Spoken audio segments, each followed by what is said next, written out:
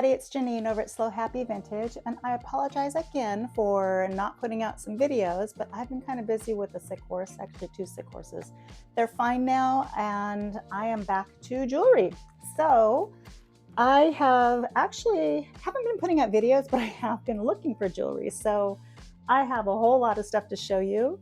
But I also am needing to clean things. So I think we're going to do a little bit of a jewelry haul and a little bit of a cleaning video today. And then I'm setting things aside to repair, just minor repairs, but I have a lot of repair things to do too. So stay tuned and we'll flip the camera around and I'll show you what's been going on. My desk is so messy right now. I have so many things. I don't know if you can see all those bags over there, but all of those things are the things that I have found recently. So I'm going to start with the most recent. I went to the swap meet today and I found quite a few things. Not all of these are from the swap meet today, but this coral flower brooch is one thing that I found today. It has a little bit of scratching on the back of the enamel. I have kind of stepped away from buying many Coro things. They're beautiful, they really are, but they're a little bit more common, a little bit more easy to find. So I've been trying to concentrate on finding some more unusual things than Coro. Like these. I do not know who these are attributed to, but they are very pastel-ish. The colors remind me of Hollycraft, but they are not marked. They are screwbacks, and when I got these, they had quite a bit of verdigris on one of them, so I cleaned that up this morning. At the end of this video, I'm going to show you some of the cleaning video that I took this morning. So really lovely, very intricate, all wired construction, just fabulous, fabulous earrings. And I have to say, all of these things that I'm showing you today, I believe were $5 each at the swap meet. These, can you guess what these are? Give you a minute. Think cherubs and hearts and dangles and sparkles. And if you guessed Kirk's Folly, yes, these are Kirk's Folly. They are signed on the back, Kirk's Folly, and they're in perfect, beautiful condition. Little disco balls. These guys are also in fabulous condition, and these are from a jewelry designer that you may not have heard of. It's Panino. They're really well constructed. You'll notice that every rhinestone has an open back. It takes a lot of work to make an open-backed setting for rhinestones. They are false prong set, which means they have these little nubs on them that aren't really holding the rhinestones in, but it kind of looks like it is. So those are pretty cool. And then I also have these I didn't get today, but these are more Panino earrings. And I need to touch these up a little bit, so I'm going to stick them in my little touch-up section.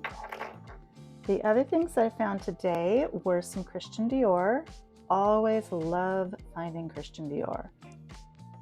So I love this vendor. All of her earrings are $3 to $5 a piece or a pair, and whether they're Christian Dior or West German or Japan or whatever, they're all $5, $3 to $5.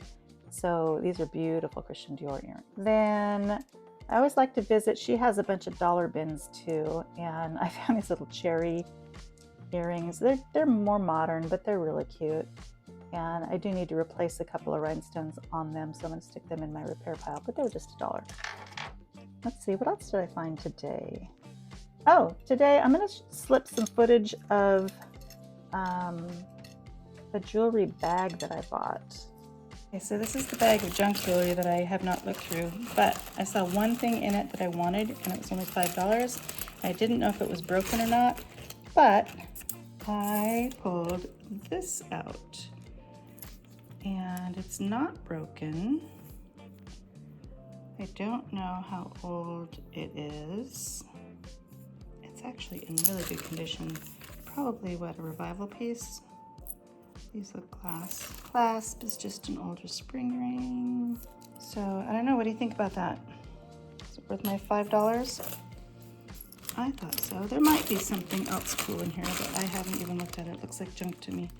So here is that pendant. I don't know how well you can see. It looks like a Roman gal holding something on top of her head and holding some flowers in her hands. It's a beautiful glass cameo. Now, I talked to Casey over at Olive's Vintage Market, and I showed her this, and she seemed to think that yes, it is a revival piece, but the pendant feels pretty old. The look of it, the solder blobs here, or whatever you call them, the dots, but the chain looks more modern. And when I say modern, I don't mean modern like recent modern. It's revival modern, like 80s modern.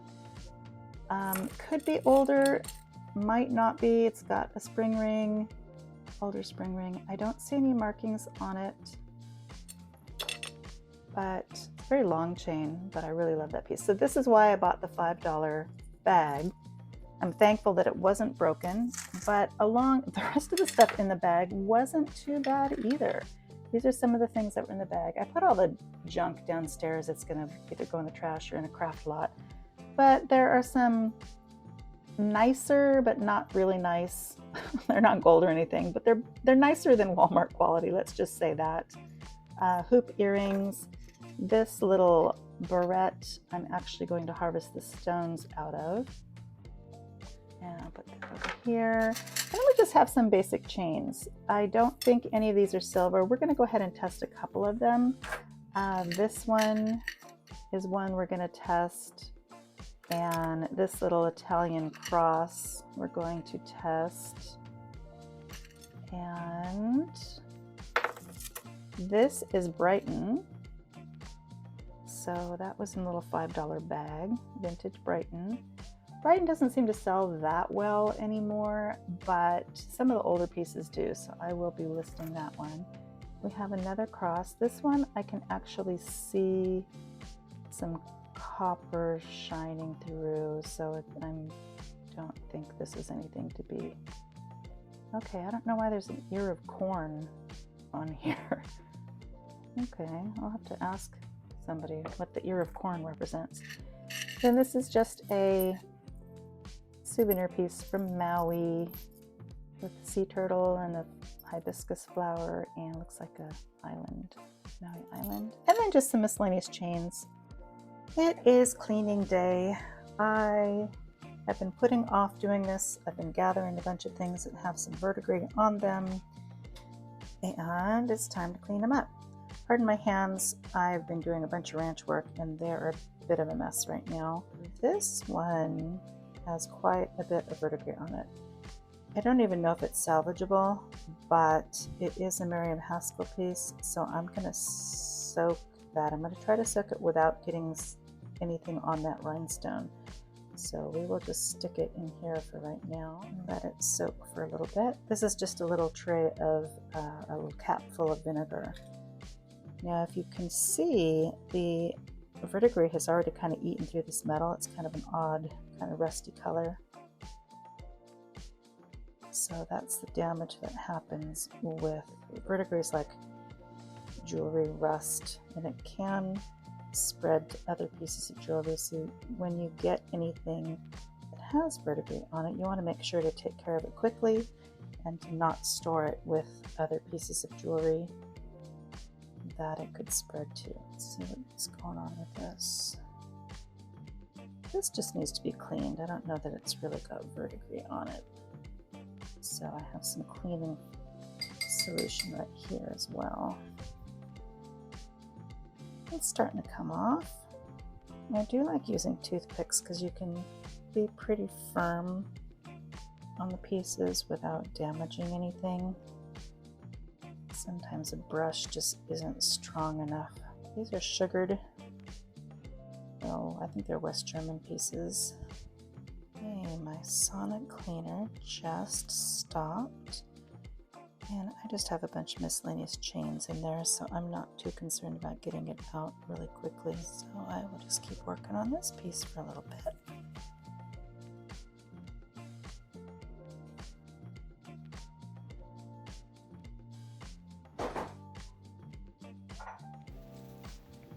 Moving on to this piece, you can see that it just needed to have a little bit of a cleaning. It doesn't really have much verdigris on it, but it does have some wear to the metal that I'll have to touch out later. If you notice off to the side, the piece that we have soaking in the vinegar, look at the color of the water. You can see it's eating the verdigris and it's dispersing it into the water and making that green color. Doing deep cleaning on jewelry like this is tedious work. That's why I usually put it off and save a bunch for, one day when I just don't have much else to do, so I can spend some time on it.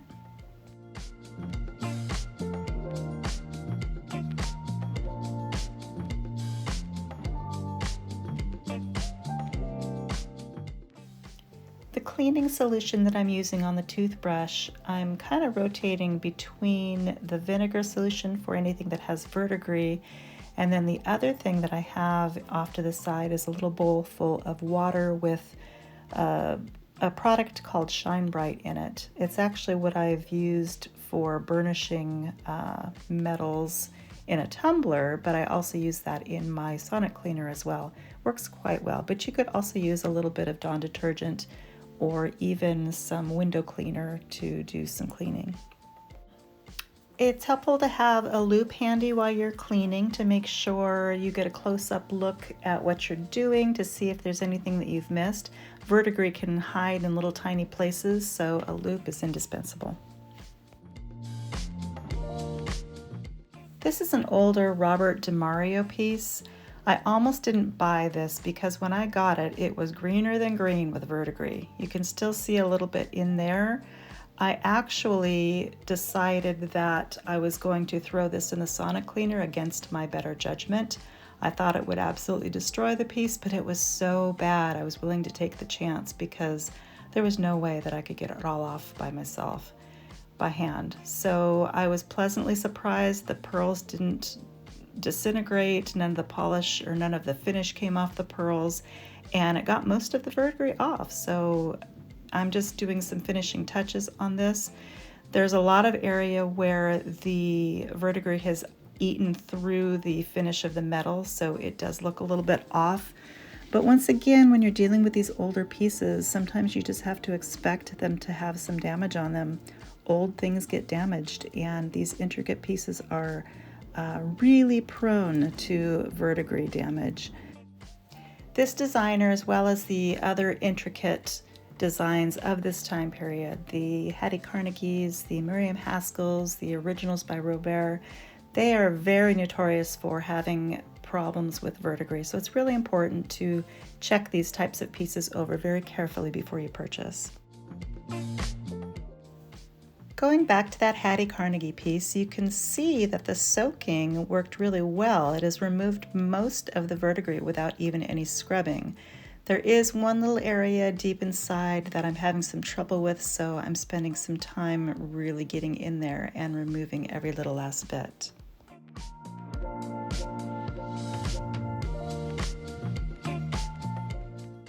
After using vinegar, you always will need to rinse each item carefully and allow it to dry. You don't want to leave vinegar on an item because it can continue to eat through the finishes on pearls or the cover or coatings on metals, so you just want to be careful to rinse it when you're done.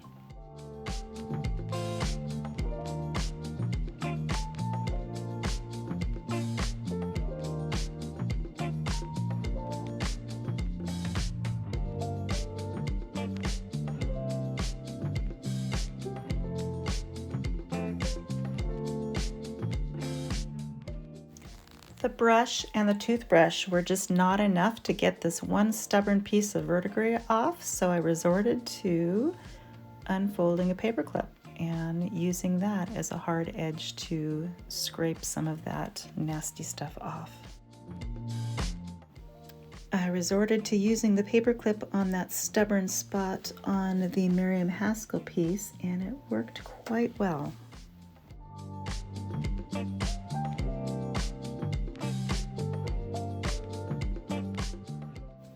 So I think you get the gist of cleaning. I'm not going to bore you with, 30 minutes of cleaning footage. So if you have any questions, please just leave them in the comments and I'll do my best to answer. Sauna cleaner has been running for about 5 minutes. Look how disgusting the water is. These are just some odd chains and such that I found in a $5 jewelry bag. I'm going to take this to the sink and rinse it, and we'll see what we have. All right, here we go with our testing. I'm looking for my 18 karat gold acid. And we have all of our scratches and all of our things. And I could tell already that a lot of these are not silver, but we will go give it a good shot. If it is silver, it will show up a bright blue. And it's looking like the only thing that is silver in this batch is going to be the Brighton piece, which makes sense. Okay, so all the rest of the chains, I'm just going to put in my chain box for putting pendants on. So interestingly enough, I took a closer look at these West German sugared little pieces. Oh, my fingers are really bad, sorry. And there was a lot of vertebrae deep in the crevices, so I'm going to soak these in vinegar for a while and we will see how it comes. I had to take these out because if I had left those in there, it would have destroyed them. I need to go down to the barn and give my little miniature horse some medicine. He had a little colic episode 2 weeks ago, so let's go do that. This is a good test for my new microphone because it's normally pretty windy here, and we will see how it works. Got the medication, and we're walking down to the barn. This little horse's name is Pop-Tart, and he's the one that had the colic episode. He's doing really well, and he's been such a good patient. He ended up in an ICU unit for a couple of days, and he's pretty good about taking medication.